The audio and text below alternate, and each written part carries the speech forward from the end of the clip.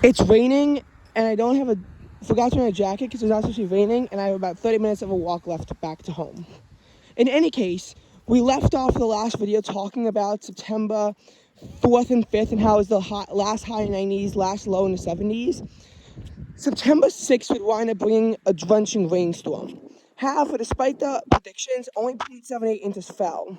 It failed to bring much drought relief, but was the rainiest day in the city in 6 weeks since 1.85 inches was dumped on the city, mostly in torrential flash floods on July 18th. This time, the rain was more scattered out, and no flash floods wound up occurring. The next few days would also be some of the coolest days to occur in New York City in a while since late last June, but the heat would return at some point. Then it became awfully humid with dew points peaking in the 70s on both September 12th and 13th. For the first half of September 2022, the month failed to see a temperature below 61 degrees. That changed when the low hit 57 on September 16th, which would also serve to be one of the latest dates for the first low in the 50s. However, the heat would come back. September 19th would be New York City's most above average day of the month at about 8 to 9 degrees above average, with a high of 85 and a low of 68. The weather, however, would change much more quickly. Hurricane Fiona rattled the jet stream, bringing in a wave of cooler air into the area in like late September around the fall equinox. It got warm again, and then it wound up getting cold. Then it was warm, and then the severe storm swept through the city, leading to September 23rd being the most below average day. The low is 51, which is the chilliest low since May 10th, also had a low of 51. The high of 63 was the chilliest since May 8th, when the high was 58. And the day was 10 degrees below average, making it the most below average of the month, and the most below average since May 7th was 13 degrees below average with a high of 50 and a low of 45. We would not see those types of conditions even during Ian as to what we saw on May 7th. But what would happen was that the low would hit 49 the very next day. However, this is the coolest reading in the month, and the heat wound up returning back. On September 25th, we wound up seeing highs in the low 70s and lows in the upper 50s. However, our next lows in the 60s, which would appear to not happen, did, but not until late October.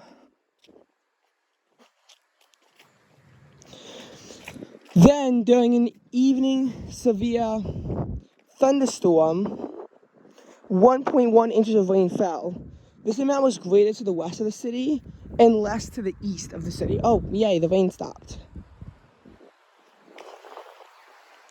This amount was greater to the west of the city and less to the east of the city. So it will be about 1.44 inches at LaGuardia, and then it would be 0.78 at Newark, 0.78 at LaGuardia, and then 0.28 at Kennedy.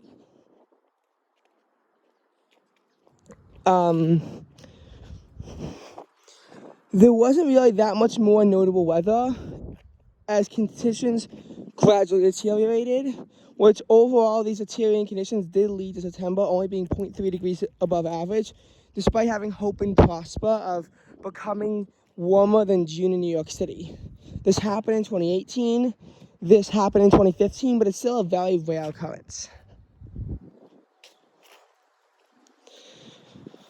October, right off the bat, would be unseasonably cold with a high of 61 and a low of 52. Peak wind gusts were only 27 miles an hour as Ian came through, and not that much rain fell. However, inclement weather linked to Ian would continue for the first 5 days of October. The next day, the high was hit very early in the morning, and temperatures gradually fell throughout the day. However, there wasn't that much rain. It was just cloudy. On October 3rd, not that much rain fell, but the high was 53 and the low was 47. A record cold high was established at JFK Airport that day, but not in New York City, where the chilliest high temperature for that day resides in the upper 40s. That being said, it was still unseasonably cold, 13 below average. The next day would be 11 below or something like that, with the high of 55 and a low of 46. There would also be 1.85 inches of rain, not a record for the city, but the record at all the other metro sites, because they were not around to observe 1877, having 4.05 inches of rain on the state. It would also tie July 18th as the rainiest day of the year so far. Now,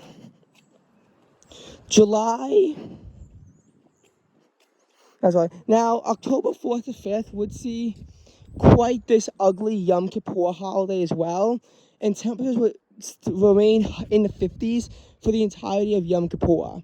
But on October 6th, the sun broke out for the first time since probably not even September 30th, probably like September 29th, where after it was 58.50, so 9 degrees below average for the first 5 days of October. The high of 74 put it 6 above average on October 6th. On October 7th, the warmest day of the month came with a high of 76. This is below average, though. Chilly weather would come in the next 2 days to make the first 9 days 5 below average, but the rest of the month would be 1 above average, as milder temperatures took hold in the city. However, there was one cold blast that put the low down to 42 degrees on October 19th. That would be the chilliest reading in the month, which is above average, as usually this reading is in the upper 30s.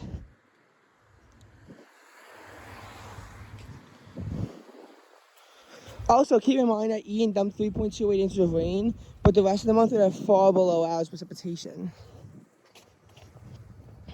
Now, after this cold blast, temperatures gradually abated.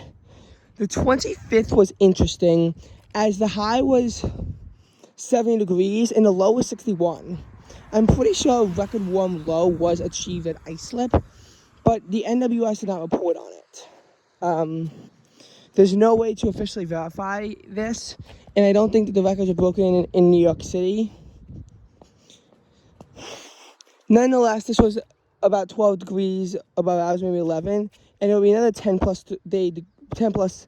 degree above average day the next day, the 26th, with a high of 72 and a low of 60. Fog in the city, specifically on the 25th, kept humidity between 87 and 97% throughout the day, making it very humid and producing a thick fog from 2 a.m. to noon.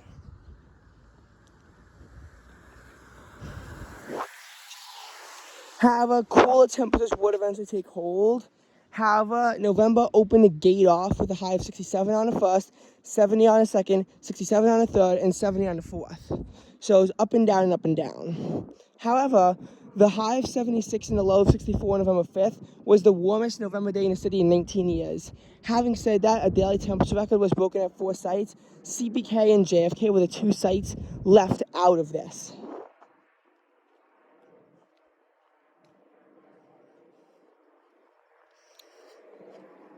So, unseasonably warm weather for November intensified. The low was 64. Which I'm not sure if the low set a record. I could go do some research into that.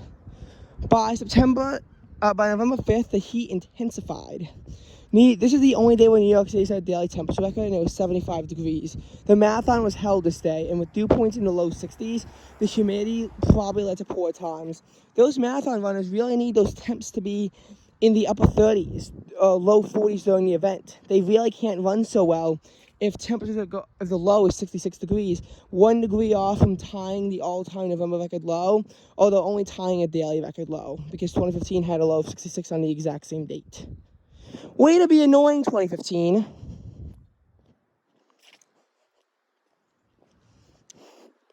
Now, November 7th did not set a record at Central Park, and they wound up being the coolest place with a high of only 77.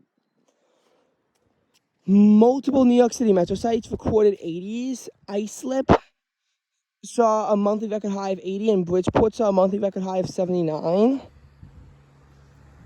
And several places saw their latest 80s on record. Records, though, for the low would not be broken as the cold front then swept through, pushing temperatures into the mid-50s. The first week of November wound up being 13.0 degrees above average. However, with cooler weather returning, it's not going to hold. As of 2 days ago, for example, it was only 9.9 above, and yesterday, or maybe 2 days ago, I think, was chillier than average.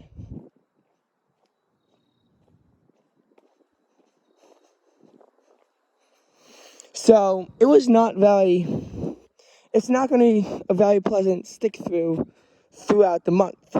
And we'll have to see what the remainder of 2022 brings. I can't see this month of November 2022 being below average, but it might only wind up being slightly above despite this very balmy start.